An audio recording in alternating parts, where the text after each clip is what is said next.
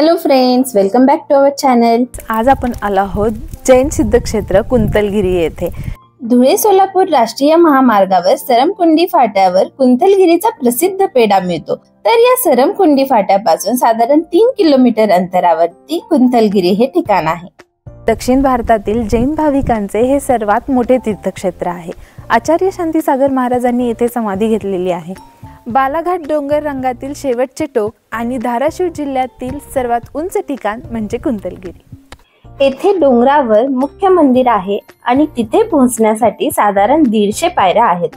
दर्शनाची वेळ ही सकाळी 7 ते 12 व संध्याकाळी 3 ते 7 अशी आहे। आम्ही निसर्गाच्या वेगवेगळ्या छटा व परिसरात असलेली इतर मंदिरे पाहत मुख्य मंदिरापर्यंत पोहोचलो। या मंदिराचा इतिहास असा आहे, कुलभूषण व देशभूषण या नावाचे मगध देशाचे 2 जुळे राजकुमार होते। काही कारणामुळे त्यांना वैराग्य प्राप्त झाले व ते सगळा राजपाट सोडून कुंतलगिरीच्या टेकडीवर आले। जैन साधू बनले व पार्श्वनाथ भगवानांची भक्ती केली। याच भूमीवर ते मोक्षास गेले। पुढे अनेक वर्ष हे क्षेत्र बऱ्याच जणांना माहिती नव्हते। कुंतलगिरीमध्ये जैन धर्मीयांची संख्या देखील अत्यल्प असल्यामुळे कोणाला या देवस्थानाविषयी बरीचशी माहिती पण नव्हती। पण शेकडो वर्षांनी राजस्थानच्या तानाशाह हुंबळ नावाच्या व्यापाऱ्याच्या स्वप्नात हे तीर्थक्षेत्र आले। त्यांनी या टेकडीवर सर्वत्र फिरून जंगलात लपलेल्या कुलभूषण व देशभूषण महाराजांच्या पादुका शोधून काढल्या आणि तेव्हापासून देशभरातून जैन भाविक कुंतलगिरीच्या दर्शनासाठी येऊ लागले। त्याचबरोबर प्रथमाचार्य श्री शांतीसागर महाराजांची समाधी देखील इथे आहे। संत म्हणून जैन धर्मीयात त्यांचे मानाचे स्थान आहे। हे तीर्थक्षेत्र 12ही महिने सुरू असते, पण येथील वार्षिक यात्रा व रथोत्सव मार्गशीर्ष शुद्ध पौर्णिमेला होतो। त्यावेळी आवर्जून भेट द्यावी।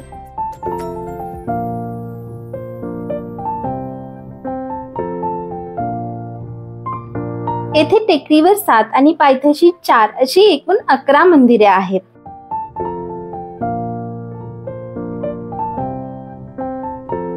टेकडीवर असलेले मुख्य मंदिर म्हणजे कुलभूषण देशभूषण यांचे मंदिर। जैन धर्मीयांमध्ये 24 तीर्थंकर होऊन गेले। त्यापैकी अजितनाथ भगवान आणि आदिनाथ भगवान यांचे मंदिर इथे आहेत। याचबरोबर बाहुबली मंदिर व श्री शांतीसागरजी महाराज यांचे मंदिर अशी 7 मंदिरे टेकडीवरती आहेत। याचबरोबर पायथ्याशी महावीर स्वामी, रत्नत्रय, नेमिनाथजी, नंदीश्वर अशी मंदिरे आहेत।